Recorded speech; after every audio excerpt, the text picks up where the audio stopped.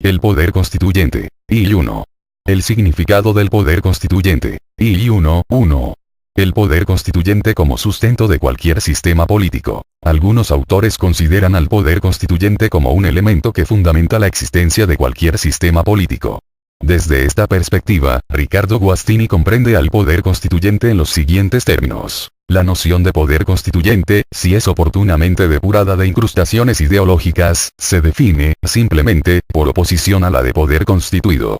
Se llama constituido a todo poder legal, es decir, conferido y disciplinado por normas positivas vigentes, y ejercidas de conformidad con ellas. Las normas que provienen de un poder constituido encuentran su fundamento de validez en las normas sobre la producción jurídica vigentes. Se llama por el contrario constituyente al poder de instaurar una primera constitución. Llamo primera constitución a toda constitución que no encuentre su fundamento de legitimidad en una constitución precedente. Una primera constitución es en suma una constitución emanada extra ordinem, fruto de una revolución, y por tanto privada de fundamento de validez en normas, las eventuales normas sobre la producción constitucional, propias del ordenamiento constitucional precedente. El concepto de constitución que Ricardo Guastini utiliza, correspondiente con su idea de poder constituyente, es el siguiente. En general, se puede convenir en que son normas fundamentales de cualquier ordenamiento. A. Las que determinan la llamada forma de Estado. B. Las que determinan la forma de gobierno. Y C. Las que disciplinan la producción normativa. Es evidente que, desde este punto de vista, todo Estado tiene necesariamente su propia constitución. Puede tratarse de una constitución liberal o iliberal. Puede tratarse de un conjunto de normas escritas o consuetudinarias. Estas normas, si son escritas, pueden estar o no recogidas en un único documento. Pero, en todo caso, todos los estados están provistos de una constitución de cualquier tipo. Este concepto de constitución es característico del positivismo jurídico moderno, y es el que habitualmente se adopta hoy día por los estudiosos del derecho público. A diferencia del originario, este concepto de constitución en sentido liberal, es un concepto políticamente neutro. Una constitución es tal con independencia de su contenido político, liberal, iliberal, democrático, autocrático, etc. Esta opción interpretativa de los significados del poder constituyente y de la Constitución no es nueva. A comienzos del siglo XX, Carl Schmitt sostuvo que el poder constituyente es la voluntad política cuya fuerza o autoridad es capaz de adoptar la concreta decisión de conjunto sobre modo y forma de la propia existencia política, determinando así la existencia de la unidad política como un todo. Y como punto de partida de esta definición utilizó un concepto de constitución, según el cual ésta contiene solo la determinación consciente de la concreta forma de conjunto por la cual se pronuncia o decide la unidad política. Esta forma de conjunto, según Schmitt, puede corresponder a cualquier sistema político. Así, Carl Schmitt afirmó que en Rusia, 1918, se presentó con la mayor claridad el carácter de la Constitución como una decisión consciente y que la Constitución francesa de 1852 contiene la decisión del pueblo francés a favor del imperio hereditario de Napoleón III. Esta concepción del poder constituyente es incompatible con el sistema democrático constitucional. Por eso, Gonzalo Ramírez Cleves precisa que Carl Schmitt tilda de meras concepciones ideales, constitución ideal, a toda la dogmática que pretenda justificar el fenómeno constitucional desde la perspectiva de la soberanía democrática y del Estado de Derecho. Afirma, además, que la confianza en el decisionismo exacerbado, presente en la teoría de la Constitución de Schmitt, en últimas pretende soslayadamente crear la duda de la legitimidad de un sistema basado en democracia, que autorizaría, con base en la decisión política fundamental, cualquier sistema político así se encuentre al margen del Estado democrático de derecho. Finalmente, explica que, utilizando las perspectivas de Carl Schmitt, la constitución material, por ejemplo del Volk alemán sería la voluntad de un Führer, o la del popolo italiano sería encarnada en un Duce, con lo que se niegan por completo los presupuestos básicos para el entendimiento de una constitución. La democracia y la libertad, esta última conformada por la garantía de los derechos y la división del poder. Y 2.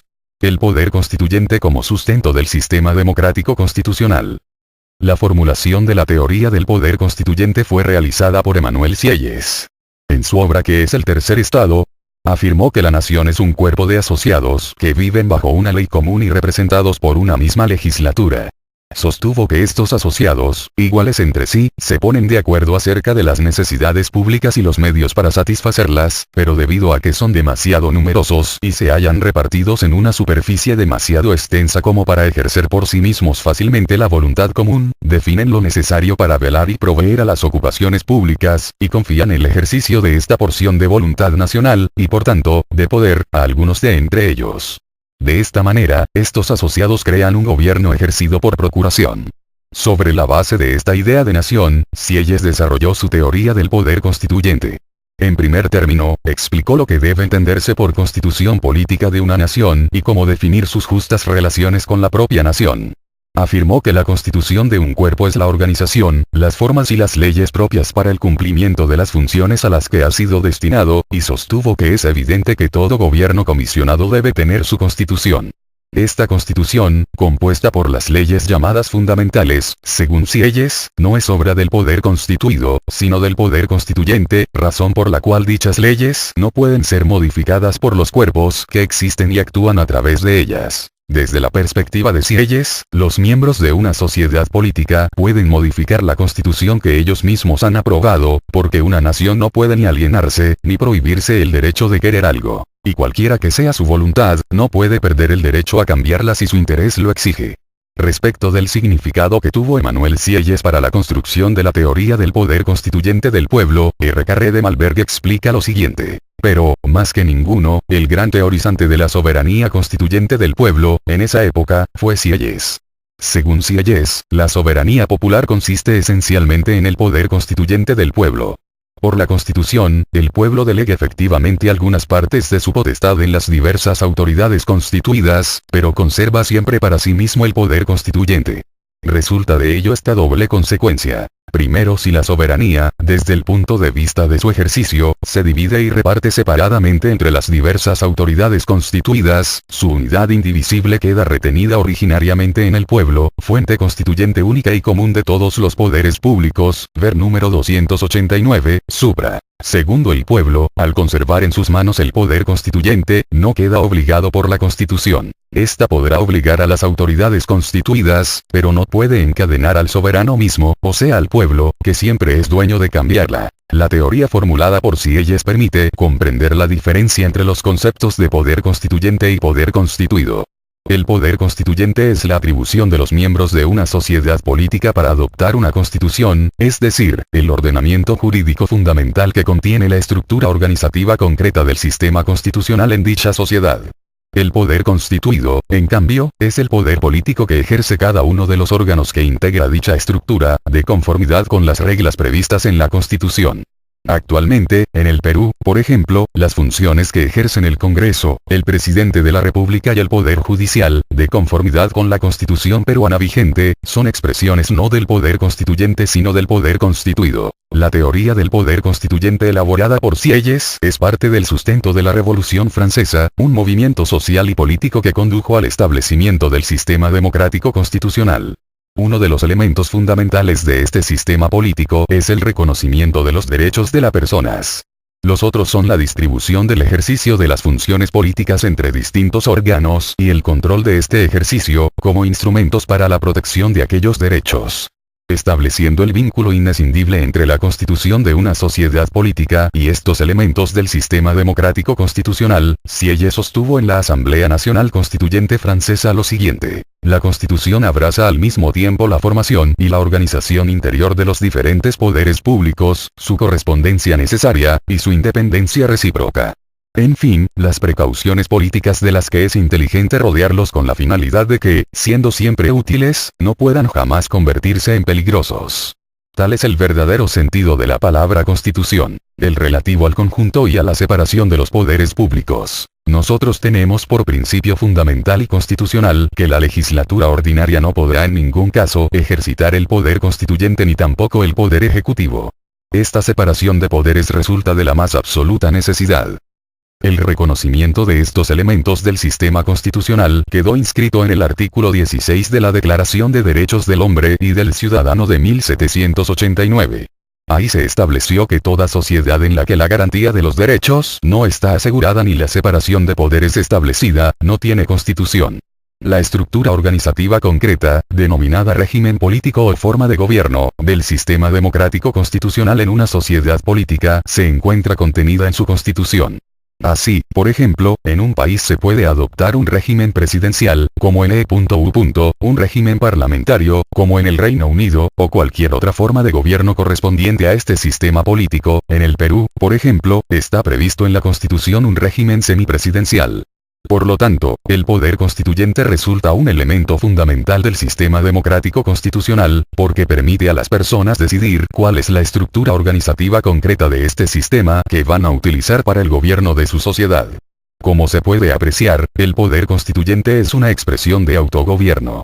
Por consiguiente, no puede ser el sustento para que las personas renuncien a la posibilidad de decidir libremente acerca de la organización de su gobierno. Esta renuncia se produciría si los integrantes de una sociedad política, invocando el ejercicio de este poder, adoptaran un sistema autocrático, es decir, una organización en la cual el ejercicio de más de una función política se encontrará en manos de un solo órgano del Estado. Se trataría de una renuncia a la posibilidad futura del ejercicio del poder constituyente, porque la concentración de las funciones políticas en un solo órgano cancela la posibilidad material de que las personas decidan de forma auténtica y libre acerca de la estructura organizativa de su gobierno. En esta hipótesis, utilizando los términos de Sieyès, las personas estarían prohibiéndose el derecho de querer algo y de cambiar si su interés lo exige. Y 2. Las formas de ejercicio del poder constituyente. Si bien es cierto que la elaboración teórica del poder constituyente, es decir, su definición como la atribución de los integrantes de una sociedad política para elaborar la constitución que contenga la estructura organizativa concreta del sistema constitucional en dicha sociedad, la realizó Sieyès en 1789, este poder ya se venía ejerciendo con anterioridad, en la práctica, en Norteamérica. Así lo explica Gonzalo Ramírez Cleves en los siguientes términos. Como vemos, aunque no se produjo en Estados Unidos un estudio dogmático constitucional en donde se presentara la figura del poder constituyente, sí se dieron las bases prácticas y filosóficas para que Sieyès en Francia se encargara de la elaboración teórica que otorga a la soberanía popular la categoría de poder constituyente. Ramírez Cleves afirma que la Constitución del Estado de Massachusetts de 1780 es la primera expresión de una constitución que es resultado del ejercicio del poder constituyente del pueblo. En el tema que nos compete, la Constitución del Estado de Massachusetts de 1780 será el primer modelo de constitución de la historia que adopta la actuación popular en la elaboración y aprobación de una constitución, dando lugar a la elaboración de un poder constituyente democrático conformador. En cuanto a la determinación del origen de la doctrina del poder constituyente, Pedro de Vega afirma lo siguiente. No se necesita demasiado talento, sin embargo, para percatarse, como con toda agudeza advirtió Brice, de que no se puede hablar de una creación americana o francesa de la doctrina del poder constituyente, sino que, en cuanto respuesta a las exigencias de la realidad y de la historia, dicha doctrina surge simplemente como resultado obligado de las condiciones sociales y políticas que determinaron la aparición de la democracia representativa en el momento de las revoluciones burguesas. De esta suerte, dijimos ya, que fue, por un lado, la forzosa separación entre gobernantes y gobernados, propia de la democracia representativa, y, por otro lado, la necesidad de someter a la ley la voluntad del gobernante, lo que condujo a consagrar la noción de poder constituyente para, en nombre de la voluntad soberana del pueblo, estatuir una ley suprema que obligara por igual a gobernantes y gobernados. Sin embargo, según explica este mismo autor, el ejercicio del poder constituyente se ha realizado, durante la historia, tomando como referencia dos modelos básicos, el modelo norteamericano y el modelo francés. Veamos en qué consiste cada uno de estos modelos. 1. El modelo norteamericano de ejercicio del poder constituyente. Pedro de Vega sostiene que los colonos puritanos de Norteamérica propiciaron la tesis según la cual el ejercicio del poder constituyente requiere siempre la participación directa del pueblo como efectivo titular de la soberanía.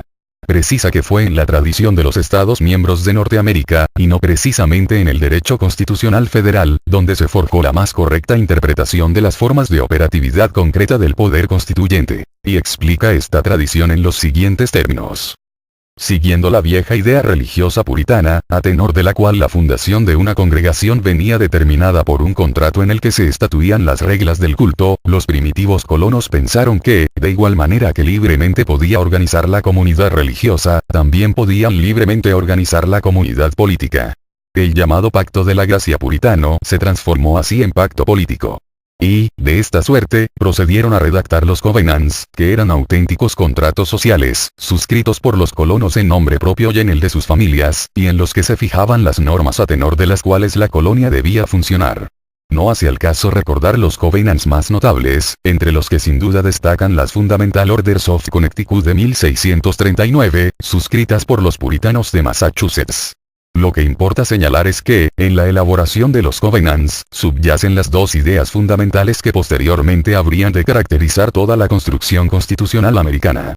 Por un lado, que el acto constitucional se identifica en cierta medida con el contrato social. Y, por otro lado, que el ejercicio de la potestad constituyente, y esto es lo que ahora más nos interesa, por tratarse de una potestad inalienable, no puede efectuarse a través de representantes al respecto. Carlos Sánchez Viamonte presenta la siguiente narración de Charles Forgeaut sobre el ejercicio del poder constituyente en las colonias de Norteamérica. Desde entonces, desde el Pacto del Mayflower, se encuentran, durante la primera época de colonización, una serie de actos semejantes, denominados Pactos de Establecimiento Plantation Covenants, en virtud de los cuales los colonos de Nueva Inglaterra organizan comunidades políticas. Uno de esos pactos debía pronto tomar la forma de una verdadera constitución. Es el Estatuto Fundamental de Connecticut, fechado en 1639, y anterior, como se ve, en algunos años al agrimen de los demócratas ingleses. Las mismas ideas religiosas han precedido su elaboración. Según Pedro de Vega, en el modelo norteamericano la imposibilidad de delegación del ejercicio del poder constituyente se traduciría en el hecho de que, puesto que la soberanía del pueblo no puede ser representada, las convenciones creadas para elaborar los proyectos de constitución, no podrían tampoco ser consideradas, en ningún caso, depositarias o titulares del poder constituyente. Por eso, precisa este autor, cualquier proyecto de constitución elaborado por las convenciones o asambleas designadas al efecto, exigiría la ratificación ulterior, bien de las Town Meetings, bien del pueblo mismo. Ramírez Cleves explica que las Town Meetings eran asambleas de las ciudades de los estados. 2. El modelo francés de ejercicio del poder constituyente. Pedro de Vega sostiene que Sieyès introdujo este modelo en el proceso revolucionario francés, y que la primera corrección que éste realizó al planteamiento norteamericano es la que viene determinada por la sustitución del concepto de soberanía popular por el de soberanía de la nación. Directamente participa, como titular indiscutible de la soberanía, para convertirse en el poder de las asambleas, en las que la nación delega sus competencias. Carlos Sánchez Viamonte, recuerda que Sieyès proclamó el principio de la representación, no solo para el cuerpo legislativo, sino también para el cuerpo constituyente, de modo que su criterio difiere del de Rousseau, quien no admite la delegación ni la representación de la voluntad general en cuanto es voluntad constituyente. Según Pedro de Vega, fue en el propio proceso revolucionario francés donde se formularon las primeras y más duras críticas a la concepción de Sieyès. Asignar a una asamblea el ejercicio del poder constituyente, se dijo, y, en nombre de los principios del régimen representativo, escamotear todo tipo de intervención directa del pueblo, las Town Meetings y los referéndums americanos, lo que en realidad comportaba era establecer una ficticia soberanía de la nación, y una real y efectiva soberanía de las asambleas. Por eso, la Boulaye llegaría a sostener que Sieyès lo que hizo fue confundirlo todo, embrollarlo todo y, a la postre, perderlo todo. Al respecto, Gonzalo A. Ramírez Cleves manifiesta lo siguiente. En segundo lugar, por los seguidores de Rousseau se critica que Sieyès sostenga el principio representativo en detrimento de la democracia directa, que en últimas relativiza el principio de la soberanía popular o principio democrático. Esta extensión de la representación a la labor constituyente se considera como ilógica desde los tiempos de Sieyès. Por ejemplo, Lafayette contrapone la concepción de poder constituyente representativo francesa a la norteamericana de tradición puritana con intervención directa del pueblo que se practicaba en los Town Meetings y referéndums directos. El principio representativo en Sieyès no sería más que otorgar una ficticia soberanía de la nación y una real y efectiva soberanía de las asambleas. Respecto del funcionamiento de las asambleas constituyentes en Francia, André Auriol explicó que tradicionalmente estas asumieron, además, funciones legislativas ordinarias. Las asambleas de la Revolución, que establecieron constituciones, fueron a la vez constituyentes y legislativas, Asamblea Nacional, Convención. Lo mismo sucedió para la Asamblea Nacional Francesa de 1848, para la de 1871 y para las de 1945-1946. Es cierto que en 1945 se habían tomado precauciones en una constitución provisoria para hacer que a pesar de la acumulación del poder constituyente y el legislativo ordinario, la Asamblea no fuese omnipotente. Al ser la nación un ente abstracto, que solo puede expresar su voluntad a través de representantes, la potestad constituyente solo podrá actuarse a través del mecanismo de la representación. El poder constituyente deja de ser entonces el poder en el que el pueblo finalmente, sintetizando la experiencia histórica del uso de los procedimientos para el ejercicio del poder constituyente, no solo en el caso de Francia, Karl Loewenstein afirmó lo siguiente. De acuerdo con las teorías de la soberanía del pueblo y del pouvoir constituante originario del pueblo soberano, se ha generalizado, y hasta estereotipado, un procedimiento para la elaboración y la adopción de la constitución escrita. Una asamblea nacional o constituyente será elegida por todo el pueblo para esta tarea específica. Con más frecuencia hoy que en tiempos pasados, se prescribe imperativamente la ratificación final por el pueblo soberano. La ratio de esta exigencia es que la ley fundamental adquiere una mayor solemnidad a través de la aprobación por el pueblo soberano.